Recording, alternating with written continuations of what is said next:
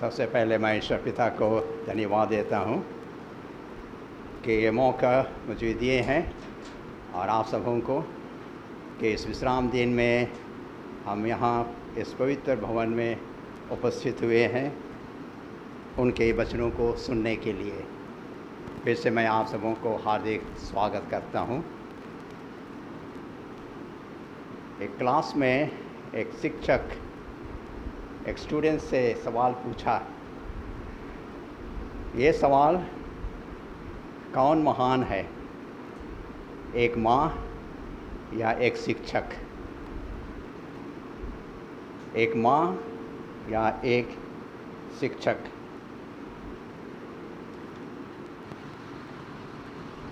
तो एक विद्यार्थी जवाब दिया, सबसे महान तो माँ होती है। लेकिन दूसरा स्टूडेंट कहा कि माँ महान नहीं होती है। उसने कहा क्यों? क्योंकि माँ एक बच्चे को सुला सकती है और टीचर क्लास में जितने भी विद्यार्थी वहाँ हैं 30 या 40 सबको सुला सकता है। इस वक्त हम खुश हैं, मौसम अच्छा है, कुछ हल्का गर्मी ठंडा, और इस वक्त मैं एक उपदेशक के रूप में आप सबों को परमेश्वर का वचन सुनाऊंगा और आशा करता हूं कि थोड़े समय तक हम परमेश्वर के वचन से हम सीख सकें। हम बहुत बार शारीरिक रूप से हम सोते हैं और आत्मिक तौर से अधिक सोते हैं।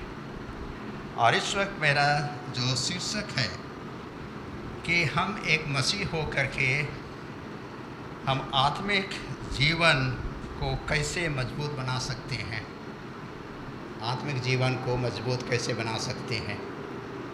जब एक बच्चा का जन्म होता है, बढ़ता है और उसका वजन, उसका ऊंचाई नापा जाता है कि हम क्या, चाहे बच्चा हो या कोई, ये शारीरिक तौर से कितना बढ़ रहा है, उसका कितना वजन है। फिर से हम देखें कि मानसिक तौर से बुद्धि ज्ञान, जब वो शिक्षा प्राप्त करता है, स्कूल जाता है और भिन्न भिन्न किताबों को पढ़ता है, अपने शिक्षक या गुरुजन से उनकी शिक्षा लेता है और प्रकृति की चीज़ों में रह करके उससे बहुत कुछ सीखता है। और बुद्धि ज्ञान, इसको जानने के लिए कहा जाता है, जैसे जनरल नॉलेज IQ कहते हैं, इसके द्वारा हम नापते हैं।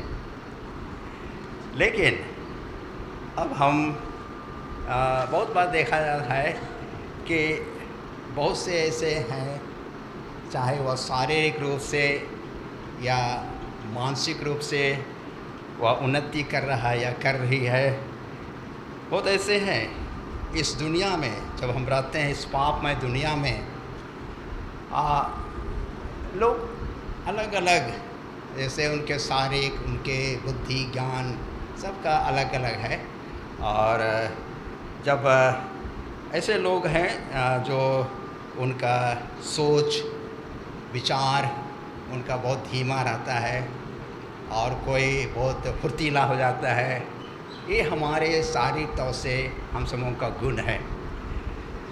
लेकिन इस वक्त हम देखेंगे कि हम एक सच्चे मसीह हो करके आत्मिक बढ़ती के लिए हमें क्या करना है। हम एक मसीह जीवन जी रहे हैं, हम लोग को काफ़ी मेहनत करना है। ये नहीं है कि अपने से हो जाएगा, मेहनत करना है और हमें समर्पित जीवन बिताने की आवश्यकता है। यहाँ जैसे मैं कहा, शारीरिक को हम नापते हैं ऊंचाई और वजन को, मानसिक से हम लोग बुद्धि ज्ञान से हम साधते हैं। यहाँ जो हाँ, कहता है कि हमारे जो सोच है, जो भी हम ज्ञान प्राप्त किए हैं, सोच और विचार और काम, हमारा सोच, विचार और काम एक ऐनक के समान है। जब हम आईना देखते हैं, हम अपने शरीर को, चेहरा को देखते हैं, तो एक आईना की ज़रूरत होती है। यहाँ हम देखें कि एक मसीह जीवन में, एक सच्चे मसीह जीवन के लिए जो आत्मिक जीवन हम लोग को बिताना है इस अंतिम घड़ी में, और कहता है कि एक आईना के समान है। यहाँ हम आत्मिक मसीह जीवन के क्या कहते हैं, उसके बढ़ती को कैसे जान सकते हैं, कैसे जान सकते हैं। हम जैसे एक दीपक है, और दीपक में हम तेल डालते हैं, और जब तक ये हम उसको आग से या मैचेस से नहीं जलाते हैं, तो ये दीपक और तेल वैसे के रहेगा। उसी प्रकार तेल एक पवित्र आत्मा है, और जो पवित्र आत्मा जो क्या यह प्रतीक है, और जब हम क्या कहते हैं, उस पवित्र आत्मा को पूरे तौर से समर्पित करते हैं, उसको क्या कहते हैं, जलाते हैं, और ये दिया जो हमारा सोच, विचार, ये कहता है हमारे आत्मिक दिल को क्या करता है, मजबूत करता है, आत्मिक दिल को। और इससे हम क्या कहते हैं कि हम आत्मिक तौर से हम क्या कहते हैं, मजबूत होते हैं। अब देखें इसका माप, इसका कैसे हम तौलते हैं आत्मिक जीवन को। पहला है वह व्यक्ति जो मसीह की इच्छा पर केंद्रित रहता है, मसीह की इच्छा पर, द विल ऑफ गॉड, अपने आप को, अपने जीवन को उस पर डाल देता है। यहाँ बाइबल में बहुत से उदाहरण हैं, और इसमें हम लोग पाएंगे कि लूका 1:38 में, लूका 1:38, यह उस समय की घटना है जब गब्रिएल स्वर्गदूत मरियम के पास आता है और उससे एक सुसंवाद देता है। और ये सुसंवाद हम लोग लूक 1:38 में हम लोग पाएंगे कि वो सुसंवाद क्या है कि तू धन्य है, तो पुत्र को जनेगी जो यीशु ख्रीस्त उद्धार करता होगा। यहाँ मरियम वो क्या करती है कि अपने आप को परमेश्वर की इच्छा पर समर्पित कर देती है। तो यहाँ देखते हैं कि मरियम के जीवन में उसके जो ये स्वर्गदूत ने उसके पास आकर के उससे कहा।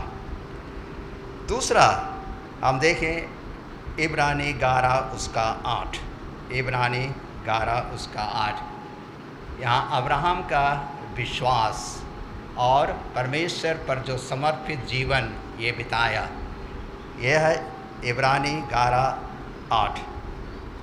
इब्रानी 11:8 में हम लोग अब्राहम का जो विश्वास को हम पाते हैं। फिर तीसरा हम सबसे महान हमारे उद्धार करता है यीशु ख्रीस्त के विषय में हम पाएंगे लूक 22:42 में। लूक 22:42, मैं पता से नहीं पढ़ रहा हूँ, आप लोग पढ़ लीजिए। लूक 22:42 में यहाँ यीशु ख्रीस्त अपने पिता परमेश्वर की इच्छा पर क्या करता है, समर्पित हुए।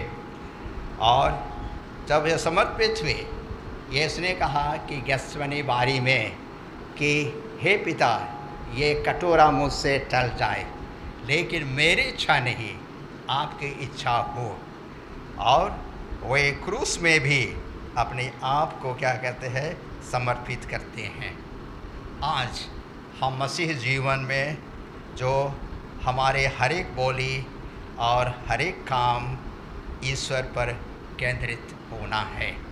हमारे वचन, बोली, काम, सोच, ये सब किस पर केंद्रित होना है? मसीह पर केंद्रित होना है। हम इस पापीमय दुनिया में हैं, बहुत बार हम चूक जाते हैं और हम अपने उद्धारकर्ता और अपने पिता परमेश्वर को भूल जाते हैं। लेकिन जब हम अपने जीवन में अपने आप को उसके हाथ में समर्पित कर देंगे, तभी हम ये मसीही जीवन में आत्मिक बलवंत हो सकते हैं। वह व्यक्ति जो परमेश्वर के साथ संपूर्ण जीवन व्यतीत करने के लिए ठान लिया है। जब हम यीशु ख्रिस्ट को अपना उद्धारकर्ता अपने जीवन में हम ठान लिए हैं, हम आज क्यों मसीह हैं, क्यों ईसाई हैं? हम किस चीज़ को आए, हम किस चीज़ को देखे हैं? कौन चीज़ हम लोगों को परिवर्तन किया है? जो हम पापमय दुनिया में थे और उस पापमय कीचड़ में हम पड़े हुए थे, और उसको हम कौन सी चीज़ हम सबों को आकर्षित किए? हम लोग को जो धन दौलत रुपये पैसे दुनिया में है, उस पर हम आकर्षित नहीं हुए। लेकिन क्या होता है कि हम मसीह के साथ जो एकता के साथ संपूर्ण जीवन उसके साथ हम जीवन बिताने के लिए हम ठान लिए हैं। दूसरा, वह मसीह जो सत्य पर अटल रहता है, ना कि बुराई में उसका समझौता होता है। सच्चाई पर अटल रहता है। अगर आप सच हैं तो सच है, ये नहीं कि है वो हम झूठ में घुल मिल जाएंगे। जो सच्चा एक मसीह है, अपने आत्मिक जीवन को मजबूत बनाने के लिए एक सच्चा मसीह जो झूठ में बुराई में उसका समझौता नहीं करता है। यहाँ देखें कि वह अपना धन दौलत जो भी है इस दुनिया में, उसको क्या कहता है कि जो सत्य को जो पाया है उसको खोना नहीं चाहता है। आज हम जितने हैं मसीह भाई बहन, कितने कोई है जो सत्य है, जो सच है, उसको खोना चाहते हैं। कोई खोना नहीं चाहते हैं। जैसे कि हमारे पास बहुत बहुमूल्य वस्तु है और उसको हम खोना नहीं चाहते हैं। ये बहुमूल्य वस्तु जो हम सबों के लिए दी गई है, वो बहुमूल्य वस्तु क्या है? आनंद जीवन, जो हम सबों को परमेश्वर ने ईश्वर पिता यीशु ख्रिस्ट के द्वारा हम सबों को दिए हैं। यहाँ हम देखें, कहता है कि कोई सच्चा मसीह ना बेचा जा सकता है, ना खरीदा जा सकता है।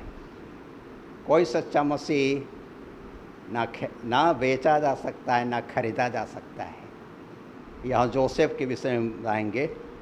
जोसेफ जब मिस्र देश में था और उसमें जब परीक्षा आई उसके सामने में, तो अपने आप को पोतीफर के जो उसकी स्त्री के हाथ में नहीं बेचा, ना कि पोतीफर की स्त्री ये जोसेफ को खरीद सकी। यहाँ देखते हैं कि जो सच्चा मसीह है, जो अपने आप को ना बेच सकता है, ना वो खरीदा जा सकता है। फिर हम देखें मूसा, बाइबल में बहुत से उदाहरण है। मूसा को देखे कि अपने आप को जो मूसा के जो मिस्र देश के जो राजकीय सम्मान, जो वहाँ का जो एक फ़िरौन बन सकता था, वो क्या किया? उन्हें कहा कि यहाँ कहता है कि उत्पत्ति 39 उसका 9, उत्पत्ति 39:9 में आप पाते हैं कि वह फ़िरौन के बेटी का पुत्र कहलाने से वह क्या इनकार किया, और वह क्या अपने लोगों के लिए दुख सहने के लिए वो ठान लिया। अपने लोगों के लिए दुख सहने के लिए वह ठान लिया। तीसरा हम देखें, तीसरा में वह मसीह जो अपना मन अनंत जीवन पर केंद्रित करता है। अपना मन, एक मसीह हो करके हम अपना मन का केंद्रित, हमारा झुकाव, हमारा लगाव किस पर होना है? आनंद जीवन पर है, ना कि जो वस्तु थोड़े समय के लिए, थोड़े दिनों के लिए है, उस पर हम मन लगाते हैं। आयोग 19 उसका 25 से 27 में, आयोग 19, 25 से 27 में हम पाएंगे कि आयोग के जीवन में वो सबसे धनवान, पूर्व देश में सबसे धनवान और परमेश्वर का एक भक्त जन थे।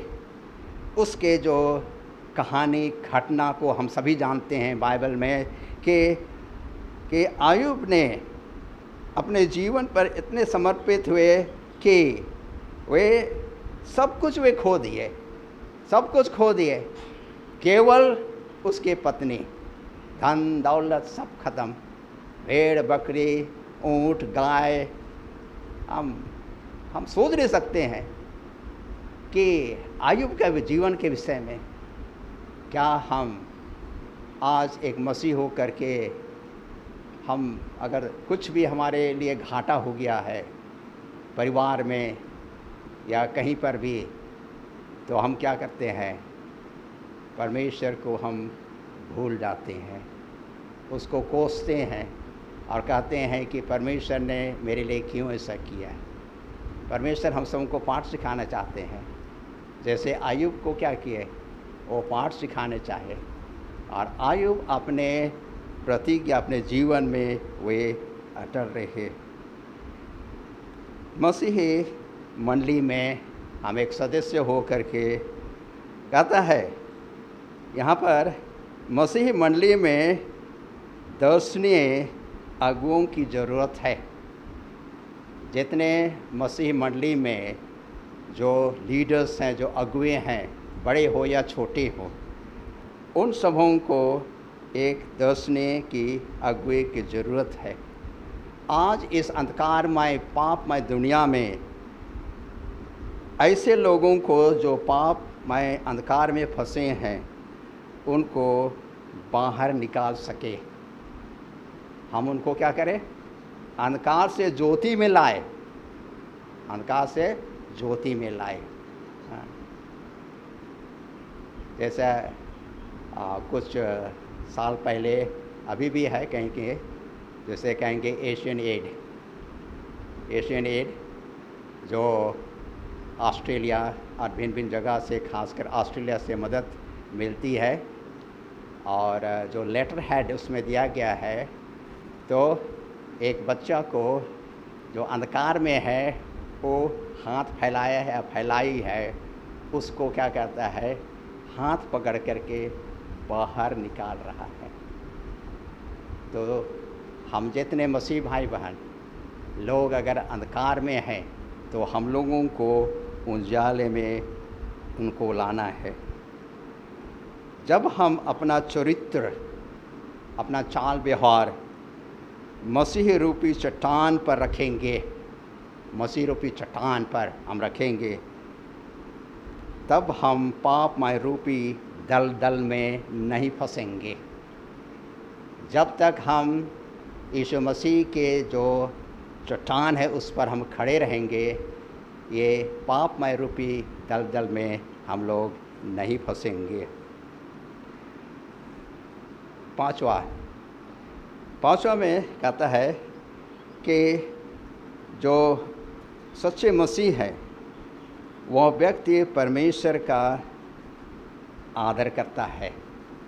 ही ऑनर्स हिम, उसका आदर करता है। जैसे हम 10 आज्ञा में हम पाएंगे कि परमेश्वर का जो वचन, जो आज्ञा दी गई है, हमें उसे मानना भी है और उसका आदर करना है। पूरे जीवन परमेश्वर की आज्ञा का हम लोग को पालन करना है। केवल हम लोग को केवल सीखना नहीं है, उसका आदर, उसके अनुसार हम लोग को चलना है। वह परमेश्वर के वह व्यक्ति जो परमेश्वर को प्रथम स्थान देता है, पहला स्थान देता है। कुछ भी हो जाए, कोई काम हो, कोई चीज़ हो, कुछ भी हो, हम सबों को सबसे पहला स्थान परमेश्वर को देना है। यहाँ यिर्मयाह 9:23 और 24 में, यिर्मयाह 9:23 और 24 में इस पदस्थल को हम लोग पढ़ेंगे। अगर कोई खोलें तो पढ़ देंगे। यिर्मयाह 9:23 उसका 24। यहोवा यूँ कहता है, बुद्धिमान अपनी बुद्धि पर घमंड ना करे, न वीर अपनी वीरता पर, न धनी अपने धन पर घमंड करे, परंतु जो घमंड करे वह इसी बात पर घमंड करे कि वह मुझे जानता और समझता है कि मैं ही वह यहोवा हूँ, जो पृथ्वी पर करुणा, न्याय और धर्म के काम करता है, क्योंकि मैं इन्हीं बातों से पसंद रहता हूँ। यहाँ सुंदर वचन हम लोग सुने कि एक बलवान अपने शक्ति पर घमंड नहीं करता है, और एक कहेंगे कि कोई चीज़ को, अपने वस्तु, अपने दुनियादारी चीज़ पर हम घमंड नहीं करते हैं, लेकिन वो जो घमंड हम करते हैं, जो परमेश्वर की जो आज्ञा दी गई है और उसके अनुसार हम चलते हैं। आगे हम देखें पांचवा है, और इसमें हम लोग देखें कि आत्मिक बलवंत होने के लिए हम मसीह का क्रूस को उठाना है। हम एक मसीह होने के नाते हम चुन लिए हैं कि ये मसीह का जो क्रूस को उठाना है। मसीह का क्रूस जो बलिदान यीशु ख्रिस्ट ने हम सबों के लिए किए, और यीशु ख्रिस्ट हम सबों के लिए दुख सहे, और एक सच्चे मसीह होने के नाते हम लोगों को क्या करना है? क्रूस उठाना है। क्रूस क्या है, या सूली कहेंगे क्रूस, ये है जो हम लोग के लिए दुख, तकलीफ़, सताहट आएंगी।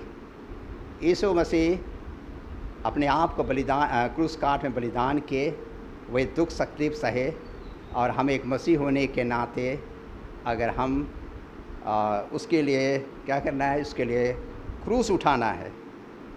क्रूस किसी को ज़बरदस्ती नहीं करता है। हम जितने यहाँ पर हैं, यह क्रूस उठाना जब ज़बरदस्ती कोई नहीं ला देता है, आपके पर नहीं ला देता है, लेकिन ये जो क्रूस, जो तकलीफ़, जो सताहट, ये आप पर आएंगी। हम सभी जानते हैं अंतिम समय में हम वास कर रहे हैं, और यह देखें कि हम परमेश्वर की आज्ञा हम मानने के लिए चुन लिए हैं, उसके साथ हम चलने के लिए हम इच्छुक हैं, और जो भी हमारे पास सताहट आएंगे, और देखते हैं कि अभी भिन्न भिन्न जगहों में हमारे देश और अन्य जगह जो सताहट शुरू हो गई है, और ये सब अंतिम दिन का चिन्ह है। हम लोगों को हताश नहीं होना है, धीरज नहीं, हम लोग को धीरज बनाए रहना है, और इस तकलीफ़ और इस जो मुसीबत आएंगे उसको हम लोग को झेलने के लिए तैयार रहना है। आखिरी माप, जो 6वां माप, हम कैसे सच्चे मसीह में आत्मिक जीवन को बलवंत कर सकते हैं, मजबूत बना सकते हैं। वह मसीह जो दूसरों को अपने समान प्यार करता है, अपने समान प्यार करता है। वो चाहता है कि लोग हमसे प्यार करें, इज्जत दे, आदर करे, और वो जो प्रेम जो दूसरों से वो चाहता है, यहाँ कहता है वह मसीह लोगों को प्यार बांटता है और प्यार भरी रास्तों पर चलना सिखाता है। प्यार, प्रेम बांटता है और औरों को प्रेम भरी रास्तों पर चलना सिखाता है। सबों को ईश्वर के पुत्र और पुत्रियां मानता है। सबों को मंडली के सदस्य भाई बहन, केवल मंडली के लोग नहीं लेकिन अड़ोस पड़ोस में जितने हैं, जितने आपके बीच में जो संपर्क हो रहे हैं, आपसे जो वार्तालाप हो रही है, आप उनके साथ कैसा प्रेम दिखा रहे हैं। यहाँ देखते हैं कि हम बहुत लोग ख्रीस्ट का प्रचार करते हैं, हम एक मसीह अपने को कहते हैं। क्या हम सच्चे मसीह हैं? सवाल हम अपने आप को पूछें, क्या हम आत्मिक तौर से हम मजबूत हैं? यहाँ हमारे जो राष्ट्रपिता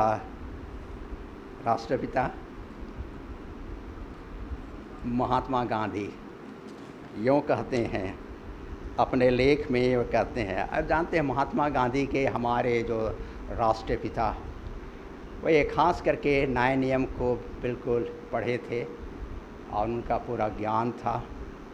यीशु मसीह के जीवन चरित्र को वे अच्छी तरह जानते थे। यहाँ यूँ कहते हैं कि अगर सभी मसीह लोग ख्रीस्त जैसे उनके चरित्र जैसे चलते तो सभी भारतीय ईसाई बन जाते। ये महात्मा गांधी का कथन। आज हम इस दुनिया में रहते हैं और हमें सोच समझ करके चलना है, जीना है, और परमेश्वर की अगुवाई हम पर हो। और हम मनुष्य, हम कमज़ोर हैं, हम अपने से कुछ नहीं कर सकते हैं, लेकिन हमें आत्मिक जीवन को मजबूत बनाने, अपने से बना नहीं सकते हैं।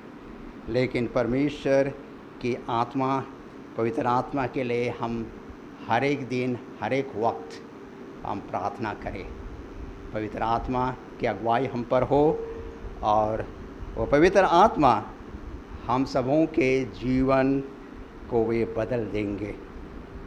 यहाँ जकरिया 4 उसका 6 पद, जकरिया 4 उसका 6 पे पढ़ दें। जकरिया 4:6।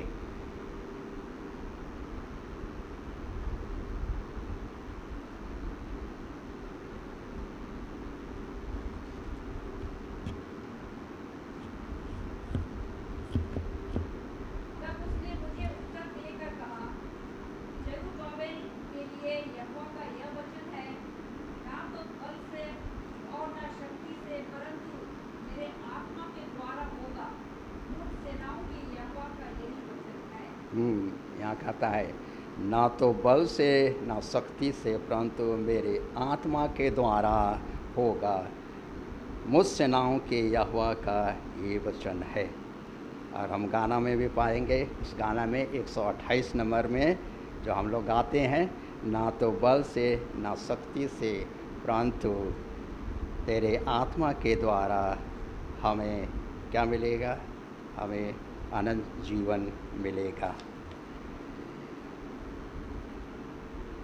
सब शक्तिमान परमेश्वर हम सबों की सहायता करे और कि हम जितने भी जो शिक्षा हम पाते हैं हर एक दिन बाइबल से और अपने जीवन में और प्रकृति में जो भी हम देखते हैं उससे हम सीखें और अपने बढ़ते जाएं।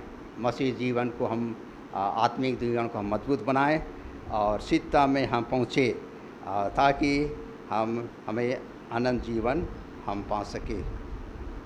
इन वचनों से हम अपने आप को परमेश्वर का एक आशीषित हो। परमेश्वर अनुग्रहकारी है, प्रेमी है और वे हर समय हम सबों की अगुवाई करेंगे और अगुवाई के निमित्त हम लोग क्या करेंगे? बलवंत होते जाएं और उस अनंत जीवन को हम सभी पा सके। परमेश्वर इस सुंदर वचन पर आशीष देवे। आमीन।